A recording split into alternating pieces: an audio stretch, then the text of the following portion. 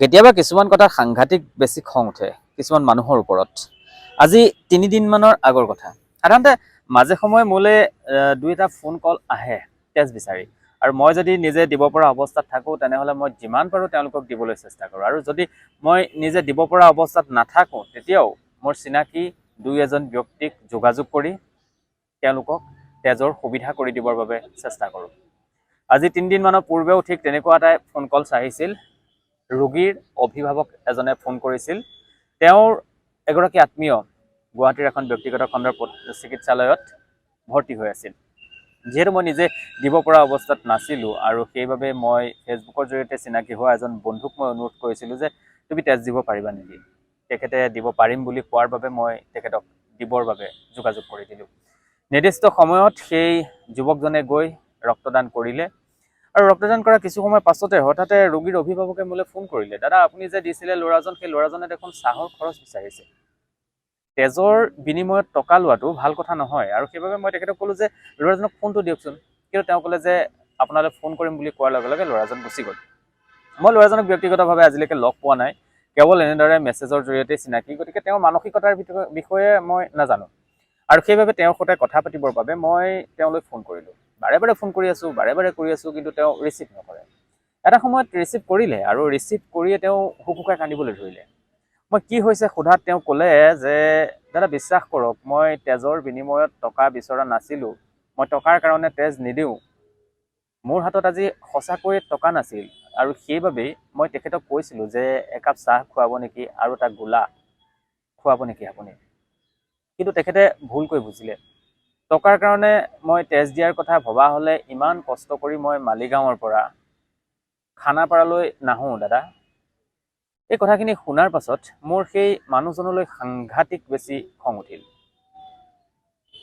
এজন অচিনাকি যুৱকে মালিগাঁৱৰ পৰা গৈ খানাপাৰাত তেখেতৰ এজন আত্মীয়ক ৰক্তদান কৰিবলৈ গৈছে, নিজৰ টকা খৰচ কৰি গৈছে, নিজৰ সময় খৰচ কৰি গৈছে, আৰু তাৰ বিনিময়ত তেখেতে সেই যুৱকজনক, ৰক্তদান কৰা যুৱকজনক একাপ চাহ বা এটা গোলা খুৱাব নোৱাৰিলে।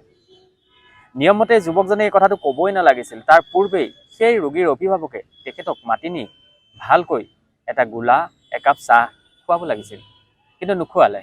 তাৰ বিনিময়ত তেওঁক এটা বদনামহে তেওঁৰ ওপৰত জাপি দিলে।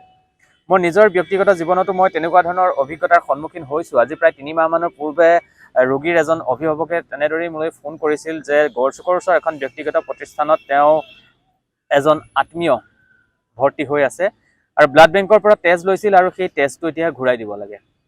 মোক কৈছিলে, আৰু মই দিবৰ বাবে গৈছিলোঁ। কিন্তু যিটো সময়ত মই যাব লাগিছিল তাতকৈ প্ৰায় 10 মিনিটমান দেৰি হৈ গৈছিল, আৰু দেৰি হোৱাৰ মূল কাৰণটো আছিল ট্ৰেফিক জাম। কিন্তু সেই 10 মিনিটমান দেৰি হোৱাৰ বাবে তেওঁ মোক যেনেকুৱা ধৰণৰ এটা ব্যৱহাৰ কৰিলে, সেই ব্যৱহাৰটো শুনাৰ পাছত মোৰ নিজৰ ওপৰত সাংঘাতিক ধিক্কাৰ উপজিলে। এনেকুৱা লাগিল যেন তেওঁ মোক দৰমহা দিহে ৰাখিছে তেজ দিবৰ বাবে। হয়, নিৰ্দিষ্ট সময়ত মই গৈ নোপোৱাটো মোৰ ভুল আছিল, কিন্তু সেইটো ইমান বেছি আৰ্জেণ্টো নাছিল, কাৰণ ব্লাড বেংকক আমি তেজৰ এটা ইউনিট আমি জমা দিবহে লাগে। আৰু গণেশগুৰিৰ পৰা গড়চুকলৈ ৰাতিপুৱা 10-11 বজাত যোৱাটো কেনেকুৱা যন্ত্ৰণাদায়ক, সেয়া হয়তো যি এই ৰাস্তাৰে অহা যোৱা কৰে তেওঁলোকে বুজি পায়। এই 45 মিনিট সময় খৰচ কৰি মই তেওঁৰ ওচৰলৈ কিয় গ'লোঁ যেন অনুভৱ হ'ল। অকল এই দুজন ব্যক্তিয়ে নহয়, সাধাৰণতে বহু ৰোগীৰ অভিভাৱকে যিসকলে ৰক্তদান কৰে তেওঁলোকক এটা বেলেগ গ্ৰহৰ জীৱ বুলিয়ে ভাবে নেকি, নে হয়তো চাগে ভাবে চৰকাৰে তেওঁলোকক দৰমহা দি ৰাখে, আৰু সেইবাবেই যেতিয়া তেজৰ প্ৰয়োজন হয় লগে লগে তেওঁলোকে স্বেচ্ছাসেৱী ৰক্তদাতা বিচাৰে, নিজে দিয়াৰ কথা কেতিয়াও নাভাবে। এই যে যিসকলে ৰক্তদান কৰে তেওঁলোক কোনো বেলেগ গ্ৰহৰ প্ৰাণী নহয়, তেওঁলোকক চৰকাৰে দৰমহা দিও নাৰাখে, ভগৱানেও তেওঁলোকক কেৱল ৰক্তদান কৰাগে বুলিয়েই স্বজন নকৰে। তেওঁলোকো আপোনাৰ মোৰ দৰে একেই মানুহ। গতিকে যেতিয়া ৰক্ত প্ৰয়োজন হয় তেতিয়া প্ৰথমে আপুনি দিবলৈ চেষ্টা কৰক। যদি আপুনি নোৱাৰে তেনেহ'লে আপোনাৰ আত্মীয় বিচাৰক, খবৰ কৰক। যদি আত্মীয়ও কোনো নাপায় তেতিয়াহে আপুনি অচিনাকি কোনোবা এজন স্বেচ্ছাসেৱী ৰক্তদাতাৰ খবৰ কৰক, কাৰণ সেই অচিনাকি ব্যক্তিজনেও আপোনাক ৰক্ত দিবলৈ আহোঁতে তেওঁ নিজৰ জীৱনৰ মূল্যৱান সময়খিনি খৰচ কৰিব, তেওঁ টকা খৰচ কৰি আপোনাৰ ওচৰলৈ আহিব। যদি আপুনি বা আপোনাৰ আত্মীয়ই দিব পাৰে তেনেহ'লে সেয়াই প্ৰথমতে দিয়াৰ কথা ভাবক। বুজি নাপাওঁ যে মানুহে ৰক্ত দিবৰ কাৰণে কিয় ইমান ভয় কৰে। তেজ দিয়াটো একো ডাঙৰ কথা নহয়। তেজ দিয়াৰ পাছত নিজৰ গাটো বা নিজৰ মনটো ভালহে লাগে। এজন সুস্থ মানুহে প্ৰতি 3 মাহৰ মূৰে মূৰে ৰক্তদান কৰিব পাৰে। আৰু এই কথাটো জনাৰ পাছতো যেতিয়া এজন আত্মীয়ৰ যেতিয়া ৰক্তৰ প্ৰয়োজন হয়, তেতিয়া অধিকাংশ লোকেই স্বেচ্ছাসেৱী ৰক্তদাতা বিচাৰে। এনে কাম নকৰিব। প্ৰথমে নিজে দিবলৈ চেষ্টা কৰক বা আত্মীয়সকলক কওক, আৰু নাপালেহে আপুনি অন্য স্বেচ্ছাসেৱী ৰক্তদাতাৰ ওচৰত খবৰ কৰক। আৰু কোনোবা যদি স্বেচ্ছাসেৱী ৰক্তদাতাই ৰক্ত দিবলৈ আহে, তেনেহ'লে অনুগ্ৰহ কৰি তেওঁলোকক ন্যূনতম সন্মানখিনি দিব। কাৰণ তেওঁলোকে জীৱনৰ মূল্যৱান সময় খৰচ কৰি, টকা খৰচ কৰি আপোনাৰ আত্মীয়জনক জীৱন বচাবলৈ আহিছে। সেই মুহূৰ্তত সেই ব্যক্তিজন সঁচাকৈ ভগৱানৰ দূতৰ দৰে, কাৰণ তেওঁ আপোনাৰ আত্মীয়জনৰ জীৱন বচাইছে। গতিকে এই কথাখিনি এবাৰ চিন্তা কৰিব আৰু জীৱনত এবাৰ হ'লেও ৰক্তদান কৰিব। কাৰণ ৰক্তদান কৰাৰ পাছত মনত যি শান্তি পোৱা যায়, সেই শান্তি একোৰে তুলনা নহয়।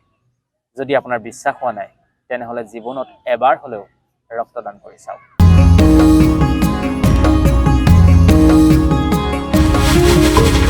Amulya.